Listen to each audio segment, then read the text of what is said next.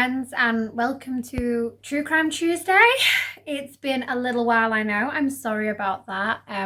So today we're going to be talking about Clare's letter and the case of Clare Woods, her very, very sad murder, which led to this legacy law being brought in. This has ended up being a little bit more poignant and relevant to current events than I originally intended it to be, although this was always going to be episode 3.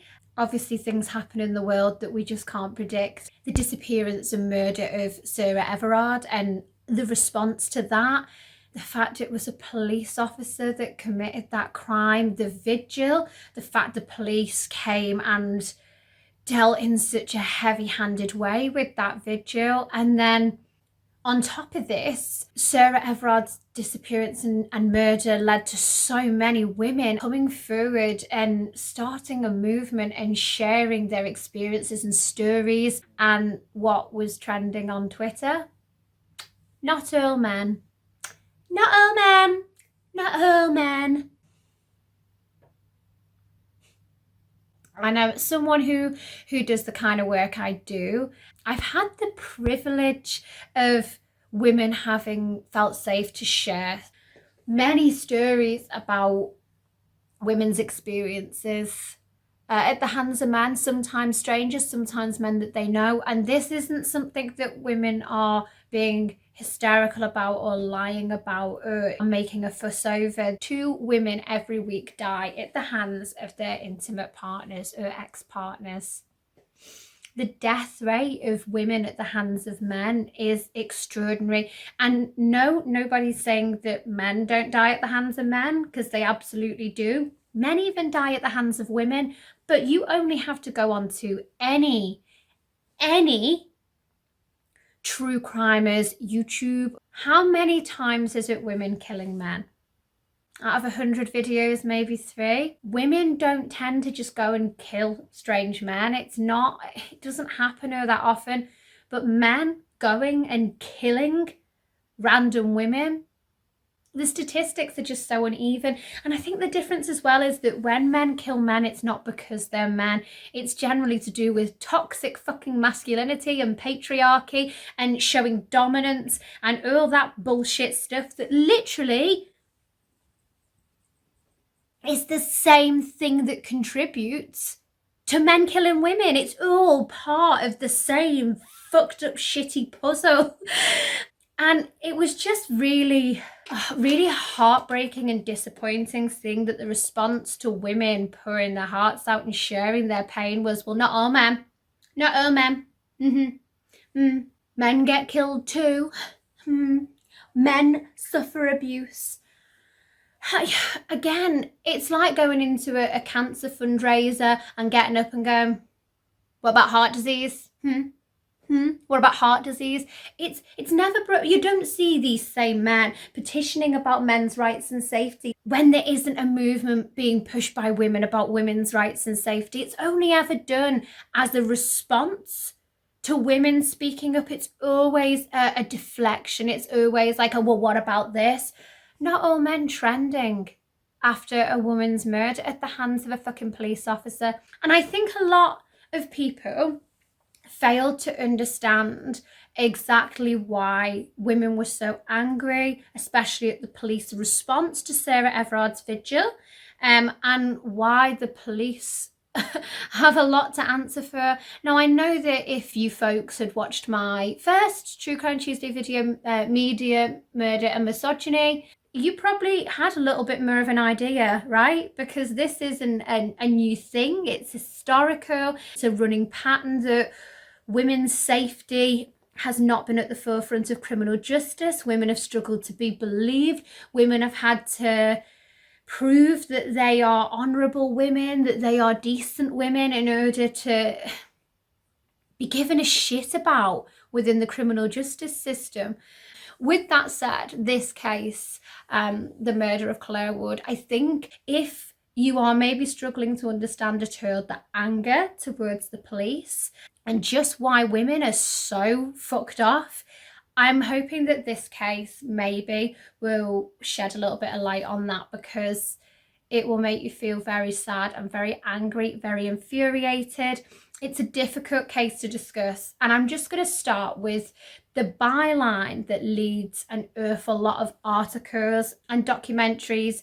Actually, there's not been as many documentaries or articles about this case as I thought there would have been. There's only one other video on YouTube, which is quite shocking to me. But the byline that leads quite a lot of the articles is, "My daughter died because some man couldn't understand the word no." And I think probably any woman watching this right now will be nodding and understanding that, because we have I think the majority of women have been faced with an instance of a man that just can't take no for an answer. And the thing is, we never know which man out of the one that's refusing to take no for an answer could be the one that kills us. And I've seen this explained in lots of different ways. One is that if you hand somebody a box of Maltesers and tell them that 1 in 10 is actually a piece of human shit dipped in milk chocolate, you're going to be pretty fucking wary about dipping your hand into that box, aren't you? And I think that's actually a great fucking metaphor. It's supposed to give men a chance, it's supposed to be polite, it's supposed to be friendly. We never know which one. We don't know that you're a good guy. We just don't know. We don't know that you're not George Appleton. So this case is about one of those instances where, very sadly, Clare Wood lost her life to a man who could not take no for an answer. But there is an awful lot more to this, and let's just get into it.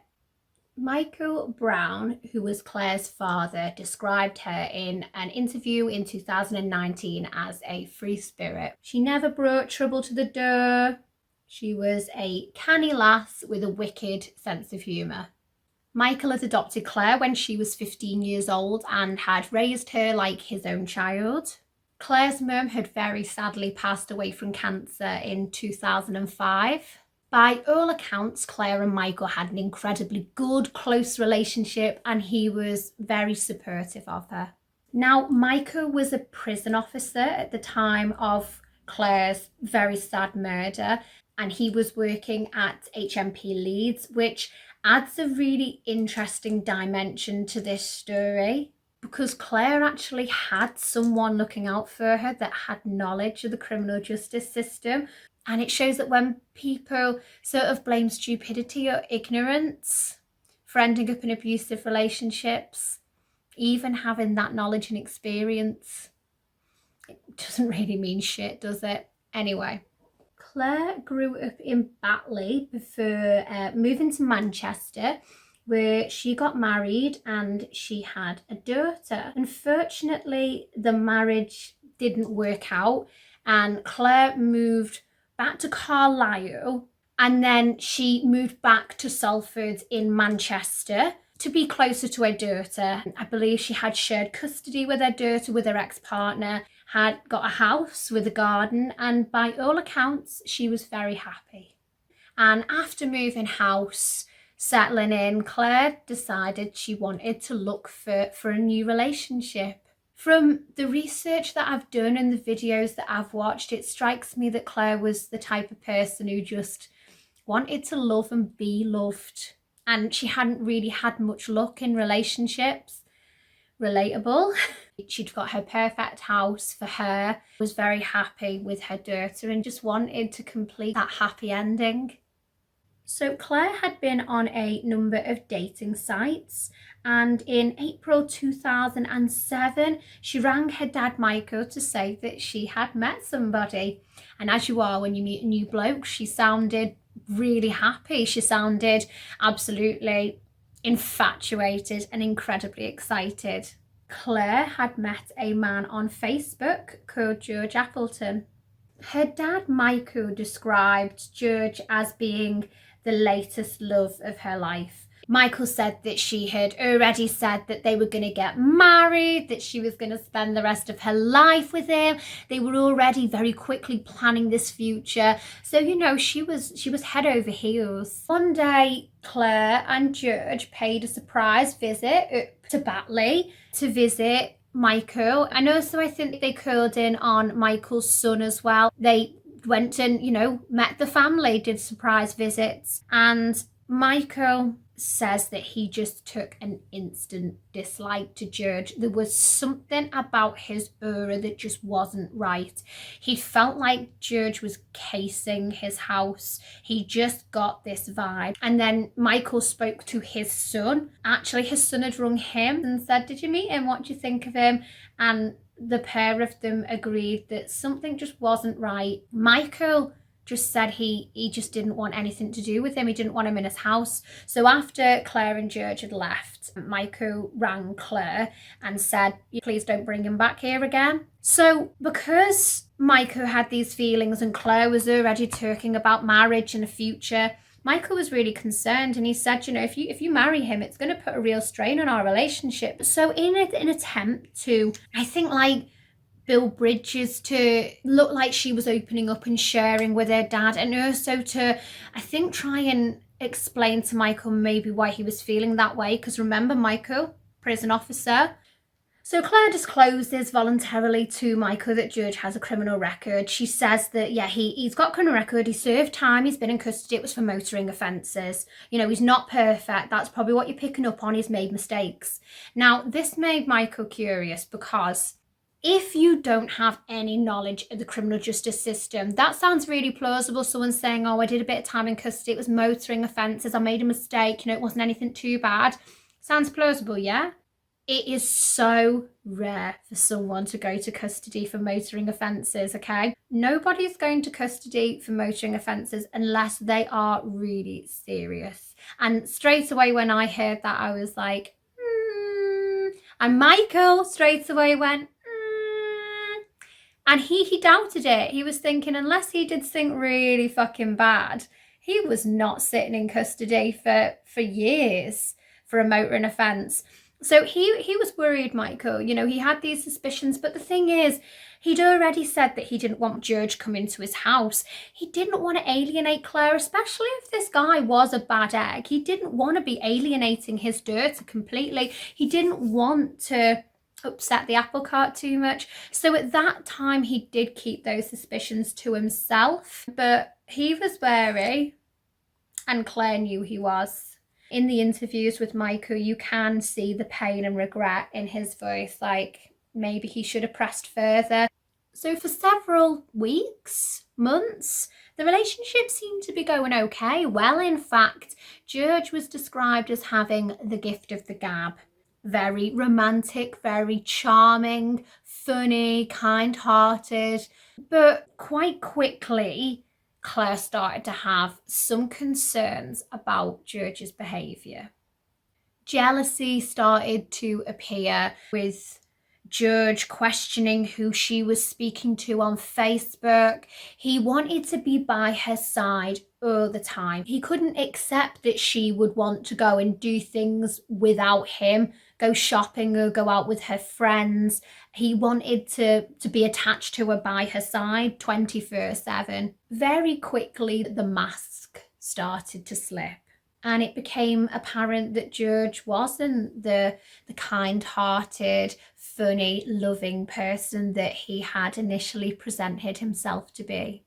Carol Agnew, who was George's ex-partner, in an interview described George as needing to have a woman, that when he met a woman, he had to have her, that he needed to put his stamp on her.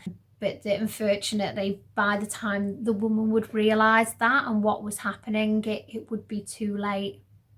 George was described as having a violent temper, that he would see red and that his tempers would last for days. It was like he had to get his own back on you no matter what.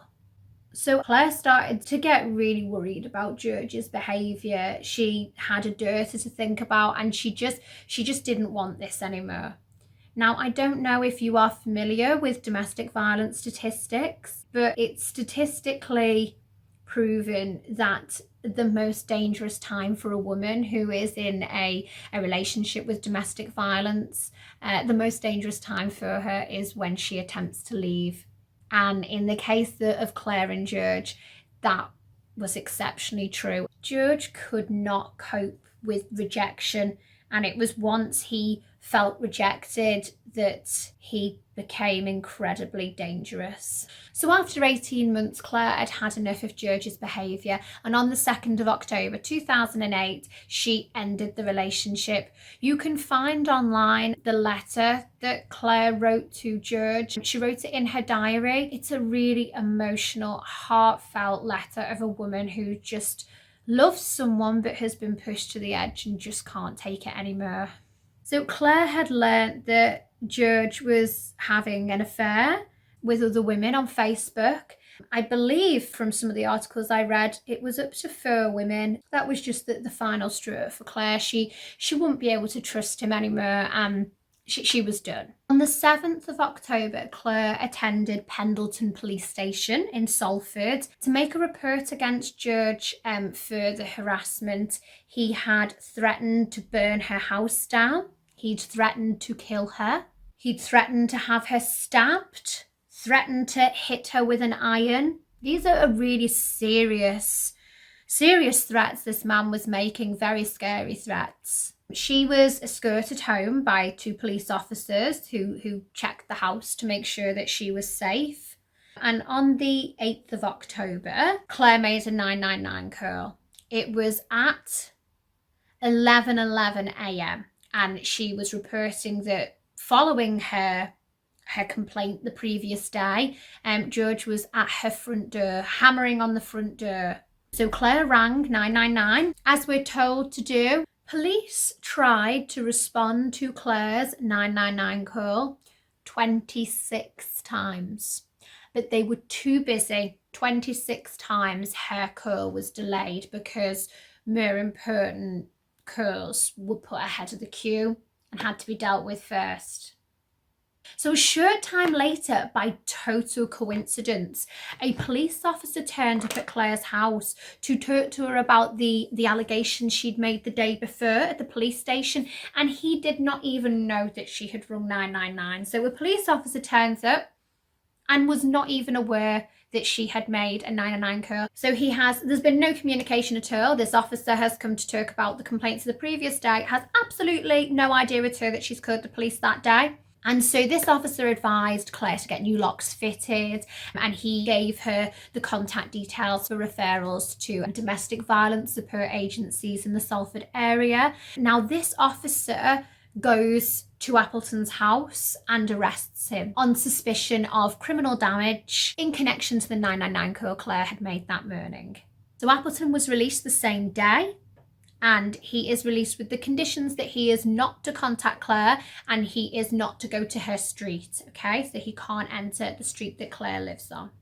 On October 9th at 9:13 a.m, so the next morning, the police communications room gets a note to say that Appleton has been arrested, but the response to Clare's 999 call from the previous day is delayed a further 4 times. So Clare's 999 call from 11:11 a.m. on the 8th of October was responded to at 12:36 a.m. on the 9th of October. So it took them nearly 26 hours to respond to her 999 call.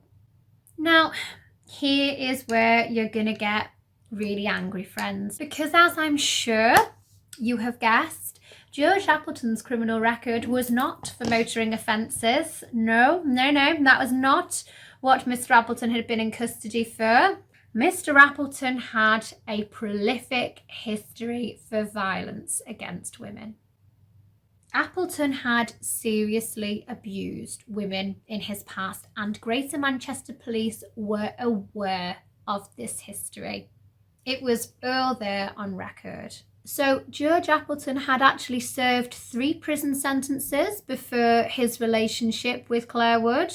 He had served 6 months for his failure to comply with a restraining order. He had served 2 years for harassment and 6 years for kidnap and holding a woman at knife point for 12 hours. These were serious offences. This man was a danger to women. He had been dubbed a Facebook predator. Greater Manchester Police had access to this information that Clare didn't.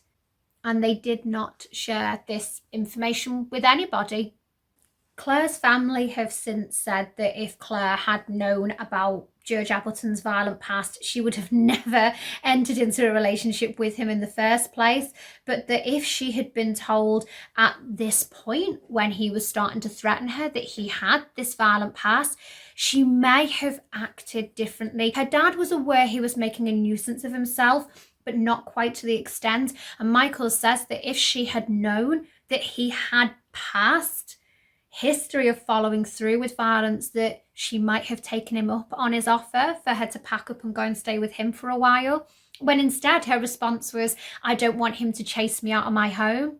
Now, thinking about the Sarah Everett murder, is it starting to make a little bit more sense to some people why there was just so much anger being directed towards the police, why women have so much mistrust of the police? Sarah was murdered at the hands of a police officer, but do you know how many women have been murdered as a result of the police's inaction?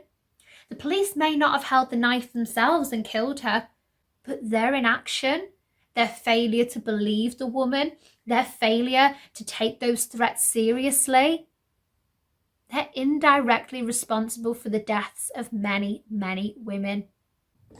I watched interviews with George's ex, Carol Agnew, and she described his behaviour when she left their relationship. He would follow her 3 cars behind and then pull over a couple of streets away and start following again. He would park round the corner from her house. Some nights he slept in his car. He was always watching and timing her. So he would be looking for an in, looking for a time in her schedule that he could get her alone, where he could intercept her post, where he could get into the house. It's just really scary listening to the lengths this man went to stalk this woman. And Carol met George through friends. She had been looking for a new partner, and friends of hers had said, oh, we've met this guy George, we've had drinks in the pub with him before, he's really nice, why don't we set you up? So there's a lot of people who blame online dating culture for the likes of what happened to Clare Wood and say, this is what happens if you're on Tinder or Facebook. What do you expect meeting someone on Facebook? Well, Carol met George through mutual friends. So it's not just blaming online culture, where absolutely you do need to be careful, because people can pretend to be anyone they want to be. But guess what? People can do that in real life as well. There's no guarantee that just because you meet someone through a friend that they are who they're claiming to be. Abusers hide in plain fucking sight too, man. The day after Carol Agnew ended her relationship with George, an ambulance turned up at her house. Her daughter was home and rang Carol saying, there's an ambulance that's been called here for Carol Agnew to collect her dead body. Paramedics had been told that there was a dead body. The dead body of Carol Agnew was at this address and needed to be collected. And that was one of the lesser things that he did. That was just a run-of-the-mill daily activity for George Appleton. The chilling undertones of that threat, and very sadly, the foreboding of what would be happening in the future for a woman in an intimate relationship with George Appleton, it's chilling, man. Proper chilled my blood hearing that. So we're on November 1st now. It's almost a month after the initial complaints have been made, and the officer who was responsible for arresting George receives a letter from Clare saying that she wants to drop the charges against George. Clare believed that George no longer posed any threat to her, that his behaviour had been because he'd been using cannabis, and he'd apologised and said that he would stop, that it wouldn't happen again.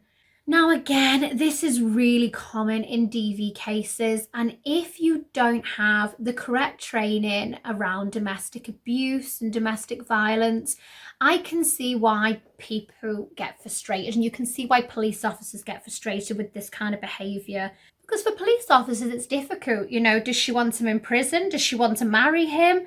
Are they supposed to prosecute? Are they supposed to buy a hat? It can seem confusing.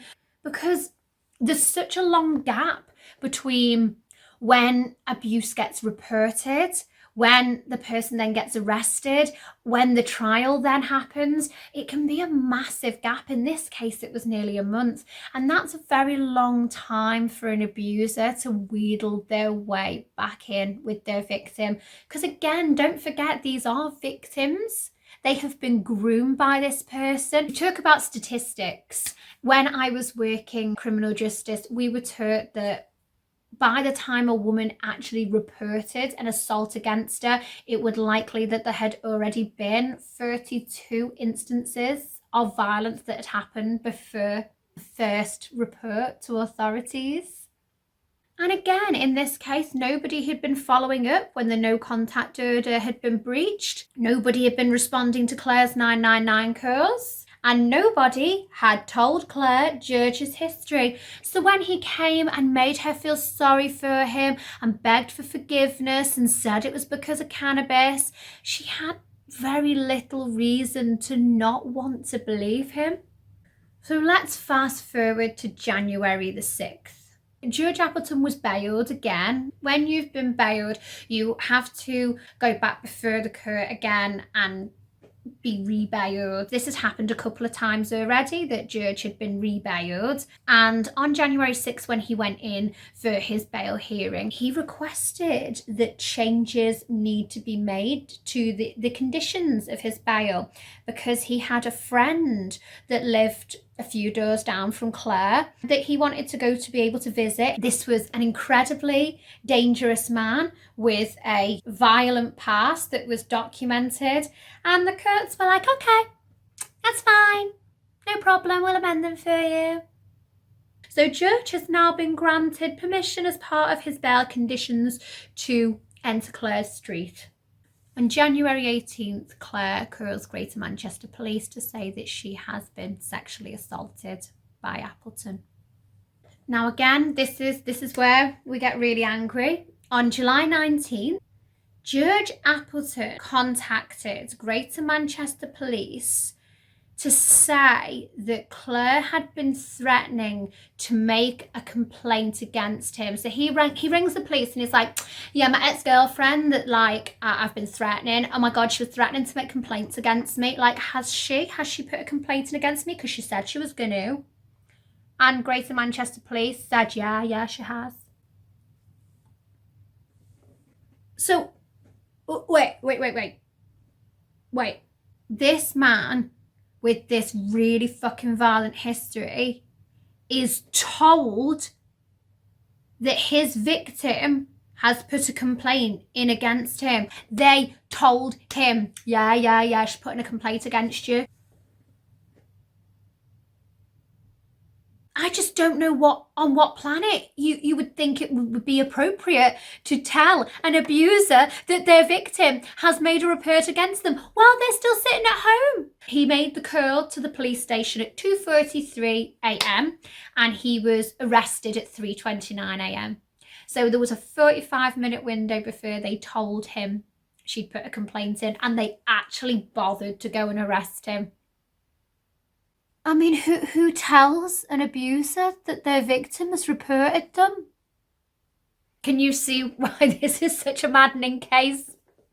2:52 p.m, Appleton's bailed. There's not enough evidence at this stage to charge him with the sexual assault. Although when Clare had gone in, there were no rape suites available for the examinations that need to be done in the case of sexual assault. So they just didn't do examinations that you need a rape suite to do. They didn't find one. They didn't prioritise it. They were busy. And that's what I hear throughout this whole case. They were busy. They were just treating Clare like she was an inconvenient. And were busy.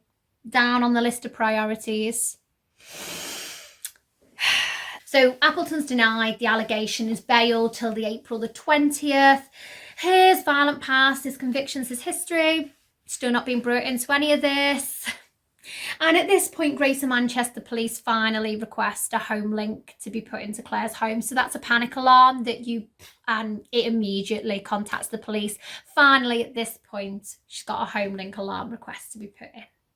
On January the 20th, Clare is taken to the police station now to be video interviewed, and yet again, she is turned away. And that video interview is postponed because a previous interview has overrun.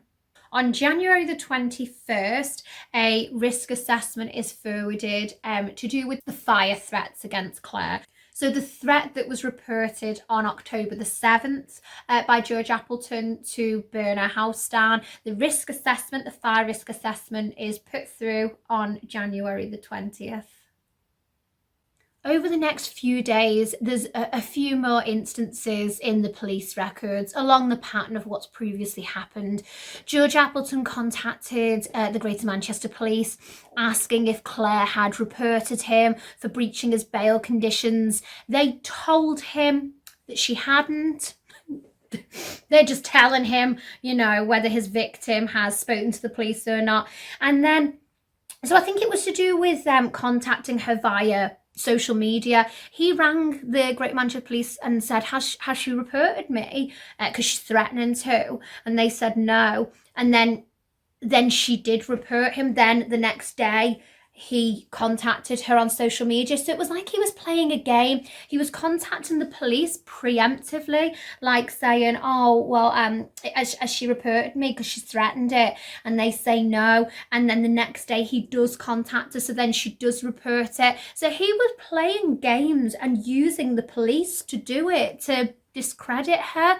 It's just, they shouldn't have been giving him that information. It just should never have happened that they were giving an accused abuser information about his victim. It just should never have happened.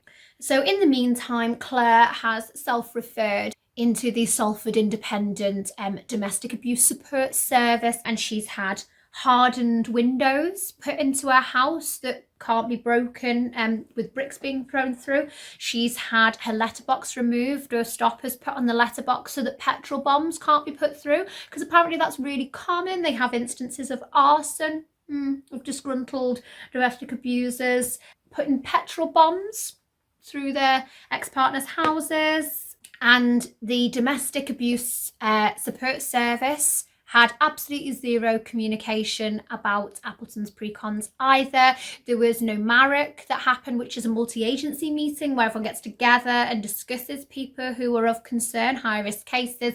Never happened, no communication. The agency did not know Appleton's history.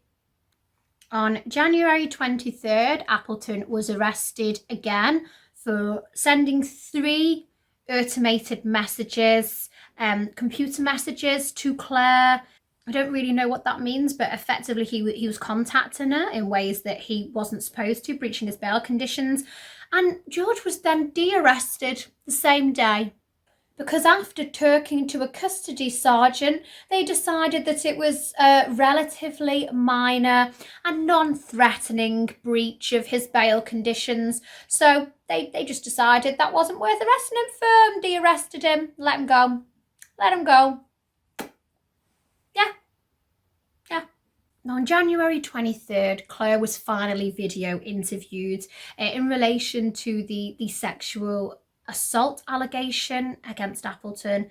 Within this interview, it transpired that Clare had proactively contacted George on a couple of occasions, that they had consensual sex in November, and that she had, of her own free will, gone to his flat on January the 17th when the assault occurred.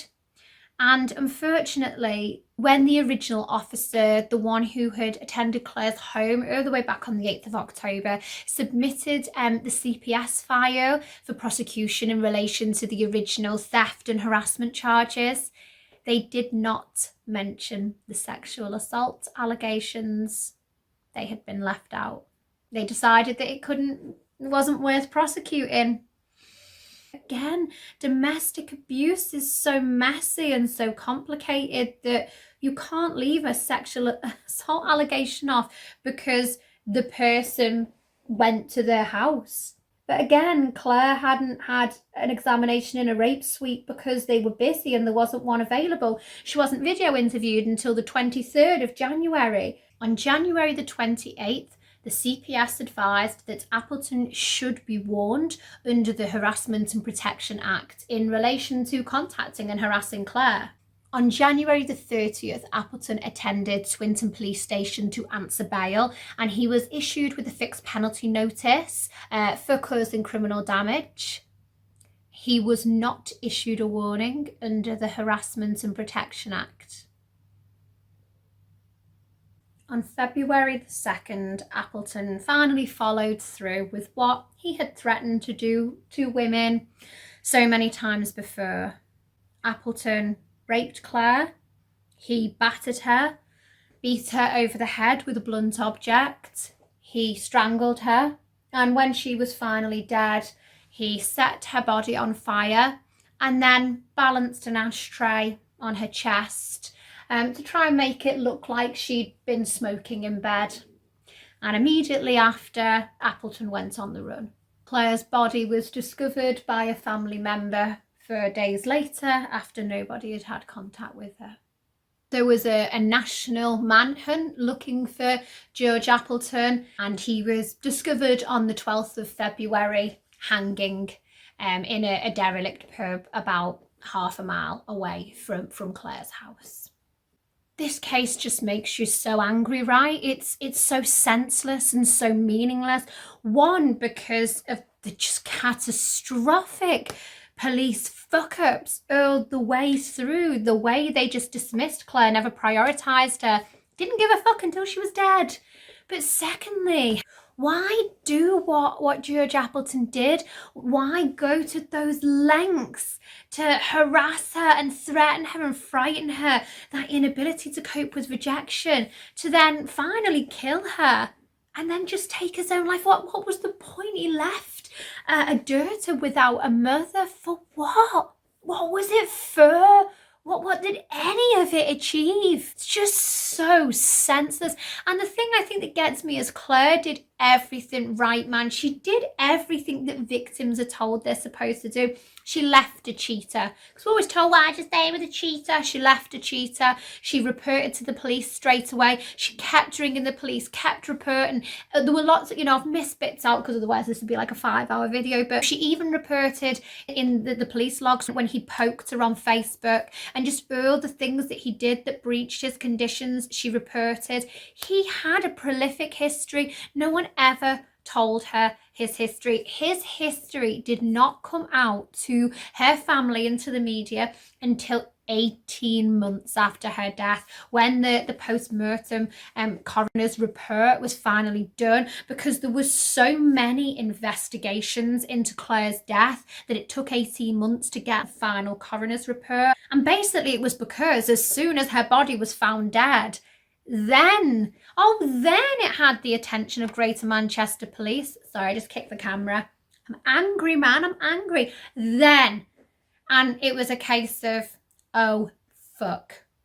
So there was a serious case review. I've talked about these before, and I'm just gonna read this off. It's a bit too much for me to memorise and recite. So following Clare's murder, a serious case review was ordered due to the complaints of failings in the way the reports had been handled. One of them being that when Clare reported sexual assault, no rape suite was available, so critical evidence was potentially not taken due to the police being busy. Repeatedly, the police were too busy to come out and see Clare, and it wasn't until she was dead that it seemed to be realised just how grossly the police had underestimated the importance of their presence. In the report on Wood's case, the Independent Police Complaints Commission noted there had been individual failings by officers who demonstrated in some cases a shocking lack of understanding about the nature of domestic violence. Is it any wonder that women are so angry about the Sarah Everard case, man? You ring the police, they don't come. You report cases to the police, they don't believe you. You try and speak to officers about what you're going through and they don't have the understanding. That statement about individual police officers demonstrating a shocking lack of understanding, you know what that means. You know that there were discussions when Clare was ringing up or coming in and going, oh, that fucking woman again. Oh, God, someone's going to have to go out. Like, that woman ended up dead. Did you give a fuck once she was dead? These are the people we're supposed to put our trust in. You know, when anyone criticises the police on social media, you always get that Karen that's like, well, who do you ring straight away when anything goes wrong? You'll still ring 999, won't you? Well, no, that's the point. A lot of the time these women won't, and it's how abusers are able to continue getting access to their victims because they give up. They give up trusting the police or trying to contact them. When you contact them and no one comes, you stop ringing them. When ringing the police and saying, oh, you know what, I'm just going to withdraw my complaint, I'm just going to drop the charges, means that the threats and harassment are going to stop and the police will be rid of you. When you know they're seeing you as an inconvenience, what are you going to do? Are you surprised that these victims try and drop the charges and withdraw their complaints? Clare Wood deserved better. So when it came out in the coroner's report 18 months later that George Appleton had this horrendous past, had been dubbed a Facebook predator, what Micah, her dad, wanted to know was why hadn't Clare been told? And that was the question that kept being asked. Why wasn't she told? So Michael ended up collaborating with the media and particularly journalists at Key 103 radio station. He gained the support of women's groups, of MPs, and particularly the Home Secretary at the time, Theresa May. And it's going to be the one time that you ever hear me say, Theresa May did really good work on helping to have Clare's law brought to fruition. As I say, probably the only time you're ever going to hear me say those words, but credit where credit's due. And there was a campaign brought around that question, why was Clare not told? And that campaign was Clare's law. And the principle of the campaign was that when a person had a prolific history or any history of intelligence around domestic abuse and violence or an actual criminal record for domestic abuse and violence, that their potential partner or new partner should be told. They should have the right to ask and they should have the right to know. The problem wasn't just that information wasn't being shared between agencies, as in the case with Clare. It was also that when that information was being made available to other agencies, such as in multi-agency meetings, nobody felt like it was their place to share that intelligence with the victim for fear of breaching confidentiality or also for fear of putting that person in danger. There was no proper avenue for disclosure and no safety systems set up. So potentially by telling a victim about their new partner's abusive past, you could be putting that person in danger. So that's exactly what Clare's law was designed to put in place. A scheme whereby any individual could apply to access information about a partner's criminal record pertaining to DV. This is formally called the Domestic Violence Disclosure Scheme, or the right to ask. And it can be anybody who can ask, mum, dad, friends. It doesn't have to be the individual involved in the relationship, but there are certain safeguards put in place so that bitter ex-husbands can't just go fishing on new partners trying to dig up dirt about them. When an application is put in, disclosure is only made if there is any history relating to domestic abuse or violence to disclose, and the disclosure that is made is relevant and appropriate. So you can't just go fishing to find out if a person you don't like the look of robbed a bag of crisps when they were 17. It has to be specifically related to DV, and what you will be told is only what is considered relevant to the safety and protection of the individual within the relationship. In the initial pilot scheme launched in September 2012 across 4 areas, less than 1/3 of disclosure applications resulted in a disclosure being made. Within the Greater Manchester area specifically, there were 90 applications made in the first year and 53 resulted in disclosures. The other side of Clare's law is the right to know, and this is the side that I was involved in from the professional's perspective.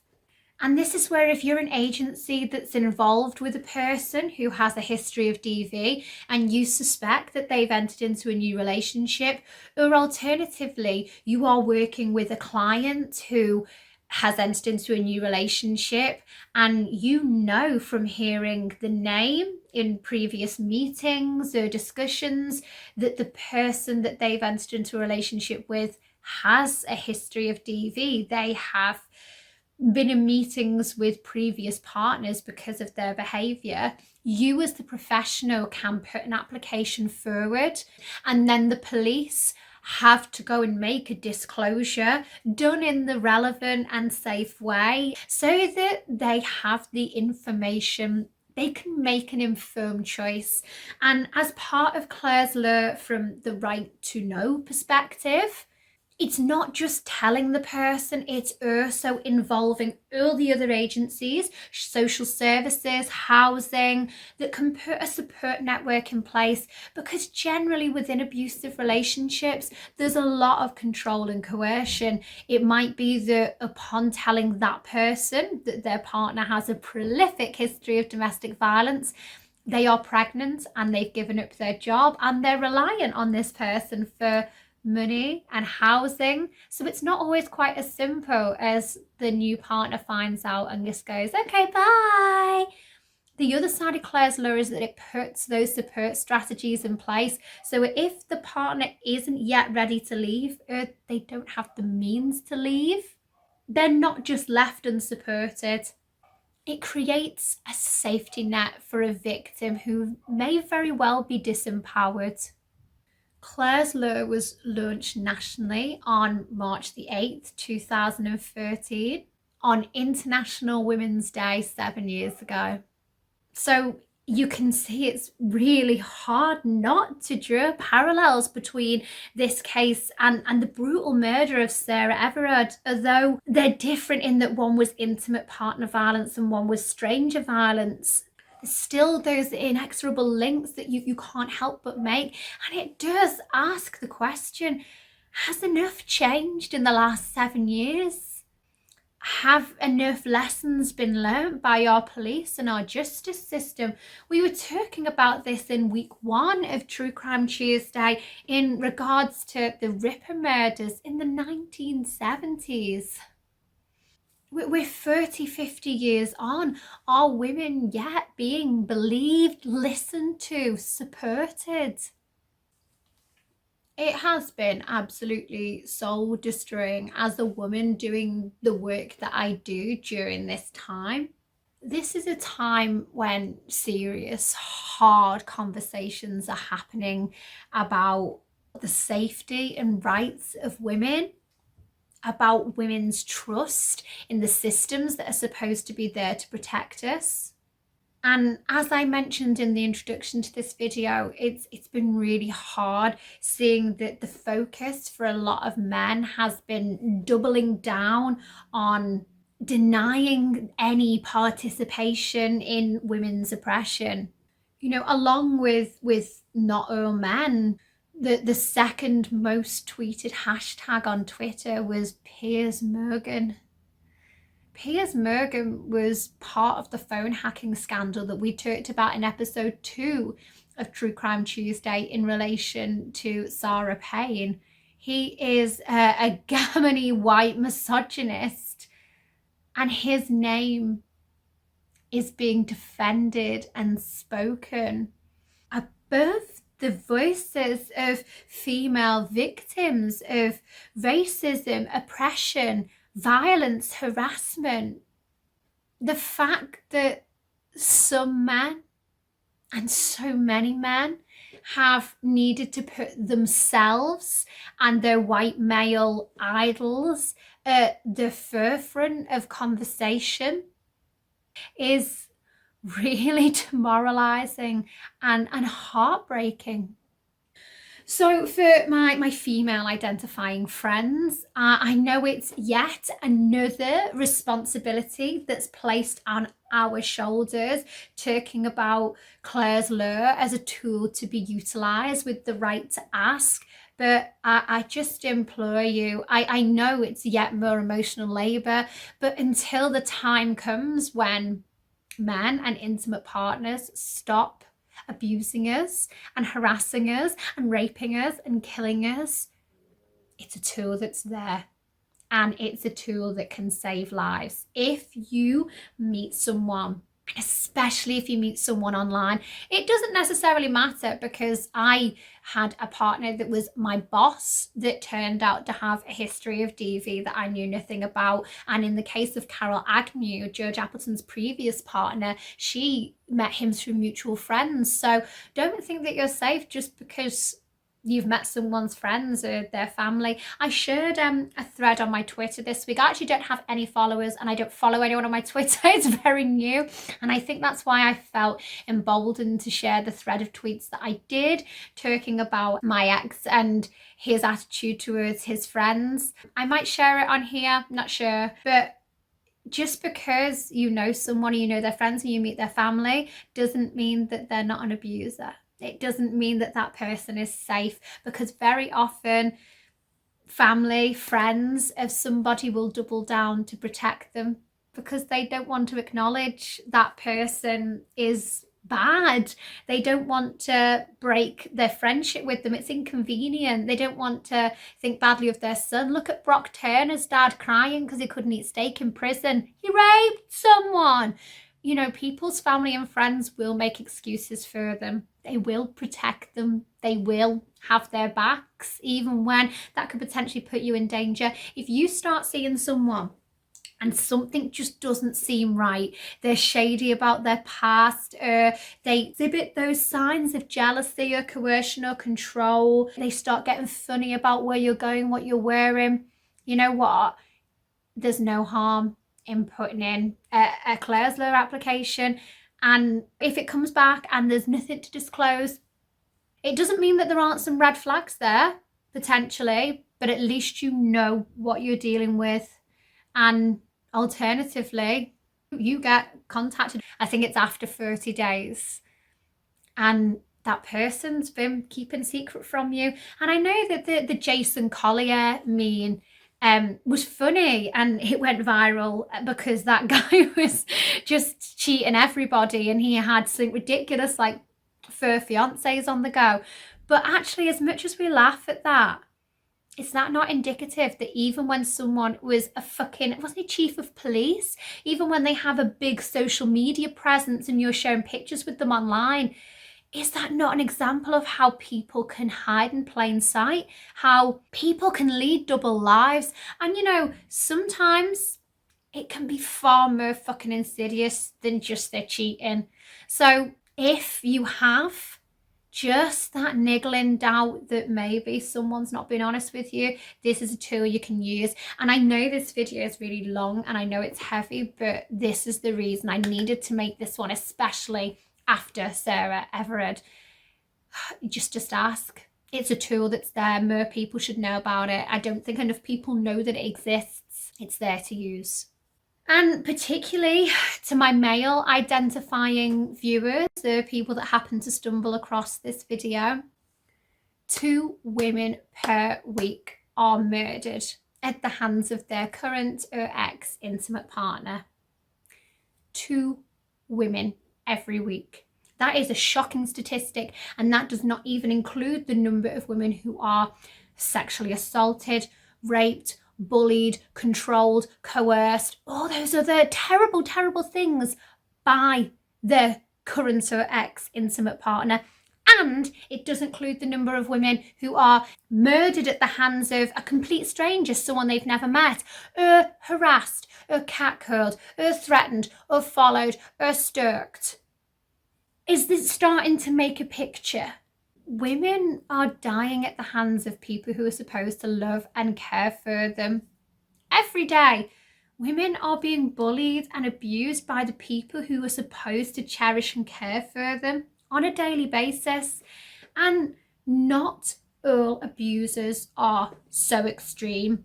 I bet every single guy who watches this video has at some point sat in a pub and had drinks with somebody who is an abuser, has abused an intimate partner.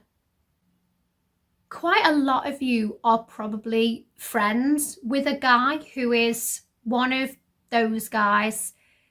He's not necessarily dangerous, but you wouldn't want him to date your sister. And I want to finish today's video with this, that guy is as much a part of the problem. Being friends with that guy, making a joke out of his behaviour, making excuses for him, all those symptoms contribute to the culture that emboldens the men who take it to the extreme. And we all need to stand together and call those people out. Nothing happens in a vacuum, and rape culture and the culture of violence against women, it's a pyramid. At the bottom, it starts out with calling your mate out who's making a woman uncomfortable in a bar. Your workmates on the building site shouting, "Oi, oi, get tits out," at some woman who walks past. Your office colleague who turns to you and says, "She'd get it," as the new intern walks past. Laughing at deeply misogynistic jokes on social media. "She'll make me a sandwich or get a black eye. She won't be doing that again." All that shit at the bottom of that pyramid contributes towards the culture that kills women. So you don't get to point and say, "Not all men," with one hand while raising a fucking pint with an abuser with the other.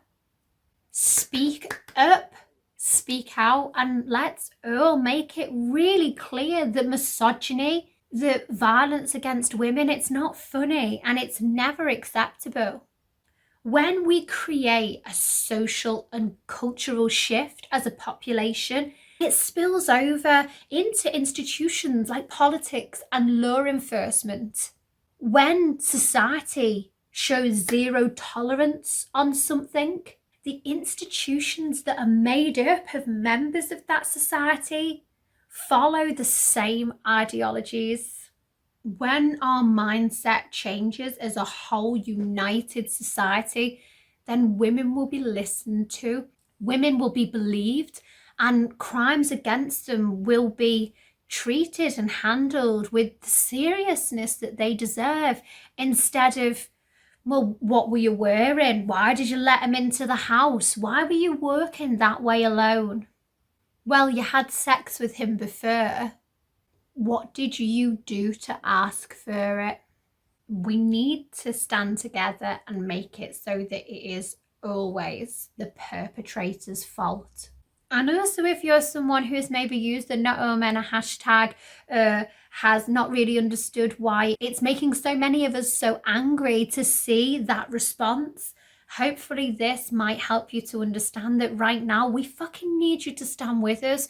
No, we're not saying all men, but enough. We don't know who's good, who's bad. Yous aren't being distinguished by devil horns and halos. It's us putting our hands into the box of Malteser and wondering if we're going to get shit. Or worse, if we're going to get the chocolate that's filled with cyanide. Very somber video today with a very serious message. I can't even do any kind of a joking outro to this one because it's just not funny. So thank you for joining me today. Thank you for listening. I wish you all a beautiful week. I hope you all stay safe. Take care of yourself and one another and be kind. And the big one for this week is listen. Lots of love to every single one of you. Bye.